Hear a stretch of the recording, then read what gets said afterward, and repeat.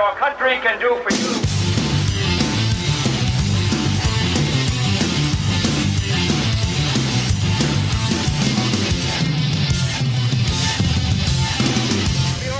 Thing we have to fear is fear. Fear itself, indeedy. Oh, yes, that was FDR at the end there. That was Living Colour, Cult of Personality. I've got Daniel Wood with me, and we've been talking about his novel, The Saviour, and audiobooks, and also we touched upon the Writers' Forum here in Congleton.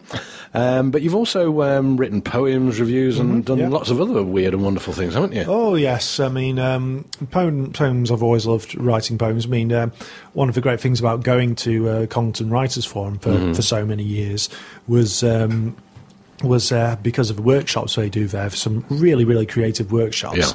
Yeah. Was writing poems every night, really, every Thursday night. And I'll never forget one of the best workshops that we ever had was by a friend of mine called Julian, who used to go there, and he basically when it was time to do the workshop, he came into the room, took out a plastic fork and a bit of blue tack, stuck the blue tack in the middle of the table, on the desk, and then he put the fork, the plastic fork, standing it up vertically, and said, "Right, there's your workshop, write about that." And it may sound rather simplistic and crude, but really, it sparked off so many different things. It's one example of how many different varieties of things that group can conjure on the spur of the moment. There's just a group of really, really creative, friendly, talented people, and it was just great. I think the one thing that I've learned from writing is that you need to do two things. If you want to be a successful writer, you have to do two things. Yeah. You have to read, yes, definitely, and you have to write. Absolutely. Everything else, but if you don't read other people's work and you don't write stuff yourself, you're never going to improve. Exactly, that's the thing.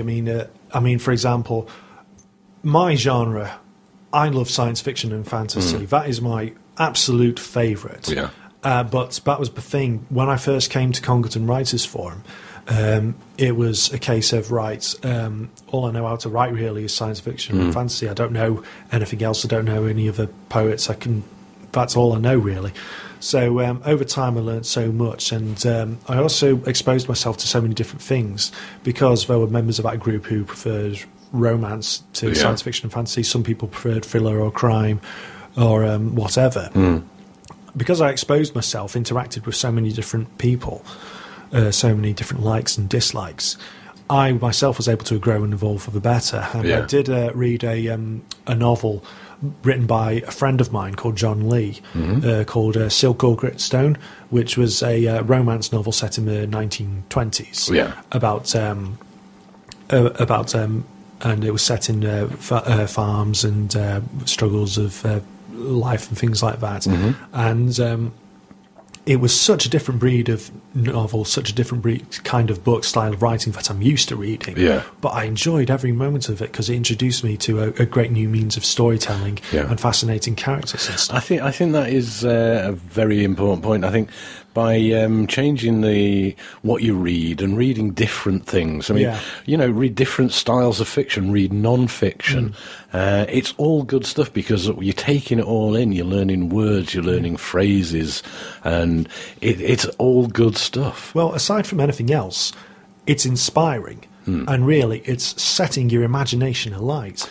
That's very true. Yes. I mean, my favourite books. I mean, I do love reading as much as anyone else. I mean, my favourite books include "Have a Nice Day" by Mick Foley, who's I know that one. £287 hardcore legend and best-selling author. That's right. Yeah, it's actually a very, very good book. Well, that book in particular, even if you're not a wrestling fan. Coincidentally, I am, ladies and gentlemen. But incidentally, even if you don't like wrestling, I would recommend that book to the same reason I would recommend The Wrestler with Mickey Rourke to anyone, even if you're not a fan. It provides an excellent film. It provides such insight into the world and makes it absolutely fascinating and colourful. And in the case of The Wrestler, for example, I mean, Mickey Rourke in that film, he is to that film what Heath Ledger was to The Dark Knight. I Quite mean, agree, he's just such a it's great an epic presence. performance, isn't it? It is an epic performance, and it's got the story to match as well. Yeah. And that's why that film works. It's why other things work as well. Yeah. Right, well, that's about all we've got time for, I'm afraid, Dan. I've thoroughly enjoyed having you in. Yeah, I've enjoyed being here, thanks. I think maybe we'll have to get Daniel back and he can let us know how it's going with the sales of the Saviour, and also there is a follow-up novel, is there? Oh, yes, there is. Well, there's numerous stories. I'm working on a fan fiction at the moment called Carnage USA. Not Carnage USA, that's blasphemy.